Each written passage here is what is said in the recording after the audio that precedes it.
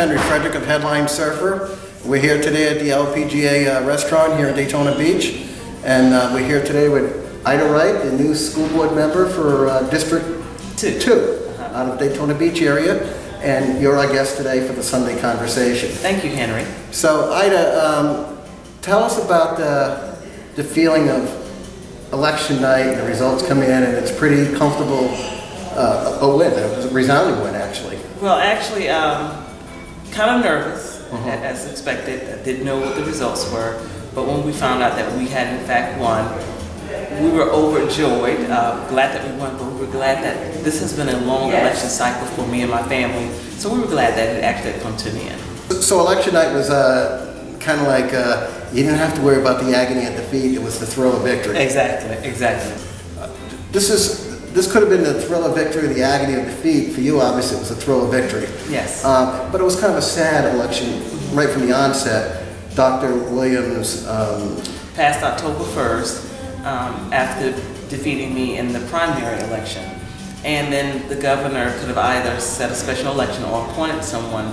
But I think that because the race was so close and now other candidates had expressed an interest in running, he decided to just have a special election.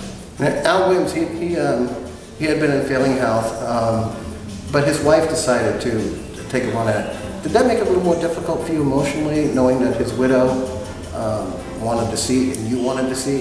Quite naturally it did, because she was a great viable candidate, but because it was the loss of her husband and she was seeking his seat. So it made it a little uncomfortable, but as I told my team, we just have to run our race. I'm sure people would look at that because of, not just only because it was his wife, but she was qualified for the position as well. But you showed a lot of class. Thank you. You were understated to an extent. You never went after your opponent. And you had a crowded field, and for the primary, what, 4 or 5 candidates? It was a total of 5 of us in the primary. And it's not every day that a Republican, I don't know your party affiliation, but okay. I assume you're a Democrat. Yes, I am. That a Republican who finished in 3rd, Teresa Valdez, endorsed you. Yes, she did. That's a rare kind of thing to happen. It is, and I actually had a chance to meet with Dr. Valdez on the campaign trail. We had a pretty good relationship, a great conversation, and then afterwards, I reached out to her, and she agreed, to endorse me. Let me ask you this, Ida. Daytona Beach is struggling in a lot of ways with its identity. Where it wants to go with economic development or the party atmosphere of special events. The schools are having difficulties financially. And Daytona Beach, which is multicultural, diverse ethnicity, race, how important is it for you to have that identity with the community you serve in terms of giving them back what you promised? That's very important. It's important for me, first of all, because I'm a lifelong resident. So I was born here, I came through the public school system, and I want the residents of District 2 to know that they have someone not only that understands education and the native, that's willing to listen, to sit down and have a conversation. UCF grad? UCF grad. Instructor? I teach at Bethune-Cookman. What do you teach? Just teaching the School of Business. My area is management.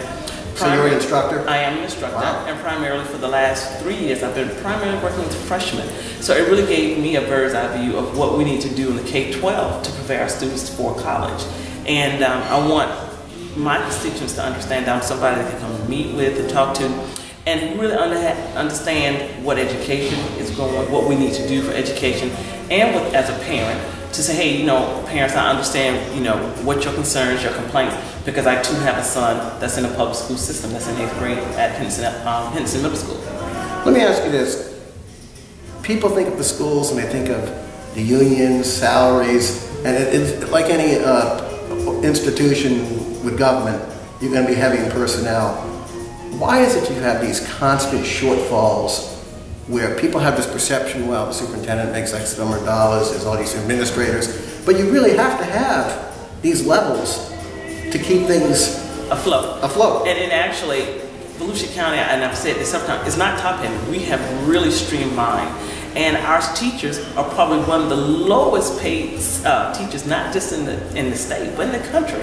So when they ask for a raise, I really prefer that people don't say, oh, they make too much. They really don't. The problem, though, is from my vantage point, from what I've seen over the years, is that when it comes to contract negotiations, they'll get the raises that they that they need and deserve, but then they have to chop in positions. It's kind of like a, you know, it's one of those do or die kinds of things. It's not a win-win situation, and ideally for us, what we would like to do, because right now we're in a position where we need to hire 100+ teachers for next year. To meet the classroom requirements. And I'm sure we probably get through that through attrition, because we probably have about 200 faculty that are going to retire or part of the drop program.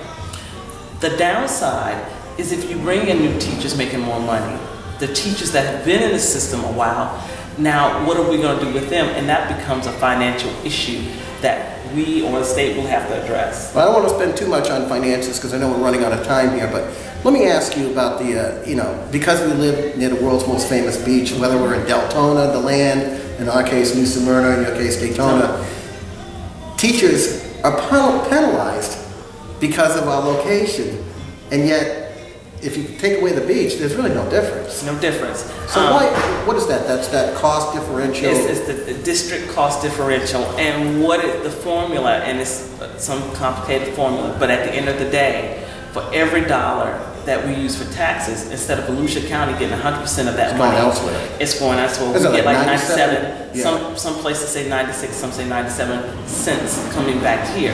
If we had the same amount of money that every other county, if it was fair, everybody would get 100%, and then their local municipalities and their county governments could see how they could subsidize. But unfortunately for Volusia County, we're not receiving our fair share. Let's get away from the finances now, okay, and let's look at the classroom instruction. Okay. It seems that in the last decade or so, we've become so focused on testing, FCAT scores or standardized tests and grading, and yet there seems to be a disconnect. What about going back to the basics of the classroom instruction? And I mean, is it too much emphasis on this testing? Yes, it is. Assessment, we need assessment because we need data. Is that the buzzword, assessment? It is, assessment. And you need that to drive some of your decision making. However, it shouldn't be punitive. And we should allow teachers to have some freedom in how they're going to instruct their subject matter. With that, then they can engage students and learning can become fun. Right now, learning is not fun. It's not fun for the teachers, it's not fun for the students. So that's why we're having such a disconnect and we're having so many issues. But if we can get back to just having teachers enjoy their profession, they can, then that transforms to the students and the students can grasp onto that and then they're enjoying learning. Now, this is a question that's a little uncomfortable and it's not a politically correct, but recently there was a sting done in Seminole County, and a New Smyrna Beach high school teacher, a young man in his 20s, was caught up in trying to hook up with a teenage a girl online, and it was an undercover operation. How important is the scrutiny and the vetting of the staff, of all personnel in the school district, and does that become a burden expense-wise as well? Well, I can't. But the public confidence has to be something I would think would be paramount. Very much so. I can't really comment on the hiring practices because I really don't know that information. Well, you're brand new at it too. I'm very new at it. But I do know that you do have to go down through background checks, and from what I understand from the news, that 90% of those that actually were caught in this thing had never had a prior arrest record. Isn't it funny how that always turns out to be the case? So I don't know, other than bad judgment, I'm not sure what drove him to do that, but I think for Volusia County, from what I can see, you know, if you do a background check, you've done everything that you could within your limits. When people just decide to do something out of the ordinary, I don't know how we can account for that. Well, I want to emphasize, of course, that this gentleman is allegedly accused. Nothing's been said in terms of the criminal justice system, but suffice to say, he's done as far as being in the school system. Let's talk for a minute about another situation that is very important to parents, and that's the sense of security for the children. Like all of us, I'm sure the Newtown, Connecticut massacre really hit home for you. Hit home. Especially being a candidate for the holidays. Exactly. Did that change your thinking at all, your philosophies and what you want to do coming into the school board? No, not really, because safety is always an issue. I mean, being on college campuses, and for the last several years, we're continually hearing about shooting, mass shootings. We had the Virginia Tech guy that killed 30-something people. Then earlier this summer, we had the young man who shot up the movie theater. Right, Colorado. Yes. So, I mean, all of those issues hit home, especially as a parent. And when I heard of the one over the holidays, I mean, first graders, 6th, 7th grade, I mean 6 and 7 year old children. Right. That just broke my heart. But what we actually attended a meeting where we heard that we really do have some really great measures in place. And as soon as that happened, they went into not a reactive, but they made sure that the policies that they had in place. And I assume that Sheriff Ben Johnson and Dr. Smith, exactly, Superintendent, obviously, have some plan or revision of a plan to address those issues. Exactly. As we wrap this up, I was struck by a Facebook comment that you left the morning after the election, when you had secured the victory. Tell us about that message. I don't have it in front of me, but the idea of you want to make sure that they're heard, the constituents in your district. Exactly. I want to make sure that people in my district are represented.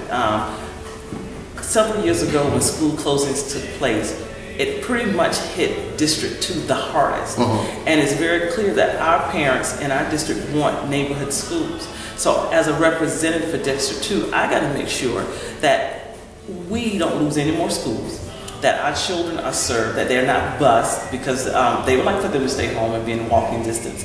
So I got to make sure that relay that message, but I also got to make sure that they get engaged. Many of them feel intimidated, and I don't want them to feel intimidated by this process. I want them to get engaged in the process and make sure that they become a part of learning, because if they are engaged, then it's easier to get the children engaged. Well, it's a sad reality in Florida and a lot of southern states that with segregation, there was this divide of black and white, and it seems the school district here has done a very great job of making sure there's a balance in terms of the economics of providing for some of the schools in Daytona, for example, or in an urban setting. Is it important to you that the voice of the people of your district is heard, so that if there's going to be cuts across the board in a particular area? Oh yes, we have to. Once I like to say, share the love. So if we're going to cut, we got to share the love. Everyone will be based on the same merit. No school will be hit more severely than the others. We want to make sure that everyone has equal treatment. What is the #1 issue for Ida Duncan Wright coming into the school board fresh off your election victory? Of course, the budget is a major issue for me, but building those partnerships. That is my focus, to build partnerships and build community partnerships.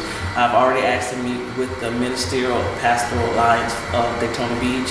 My next thing is to sit down and talk with the mayors of Daytona, South Daytona, and Port Orange, because we're in this together. It's not a division. We all are in, educating our children. Now, I think you're talking about jobs and representation for the district as your priorities. In the campaign, you had very strong support from the new mayor, Derrick Henry, and his lovely wife, Stephanie. It seems like there's a whole new there's a new image emerging from Daytona Beach that is more reflective of Daytona Beach. The old guard is going away, and it's new faces that are tied in, that have a heritage in the community. Mayor Henry was speaker at the MLK dinner, where Trayvon Martin's family's attorney, Benjamin Crump, was there. And the love shown for Derrick Henry, he got the loudest applause outside of Tracy Martin and Sabrina Fulton, Trayvon Martin's parents, in terms of recognition in the community. How does that make you feel, that the mayor who put his neck out of line for you over an incumbent widow supported you? Makes me feel really well.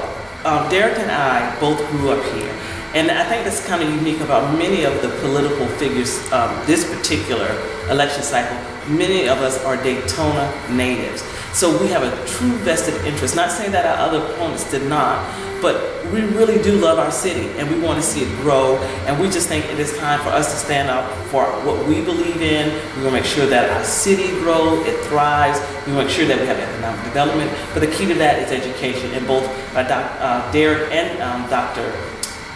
Henry, being educators, they understand that economic development can't happen unless you have a really good educational system.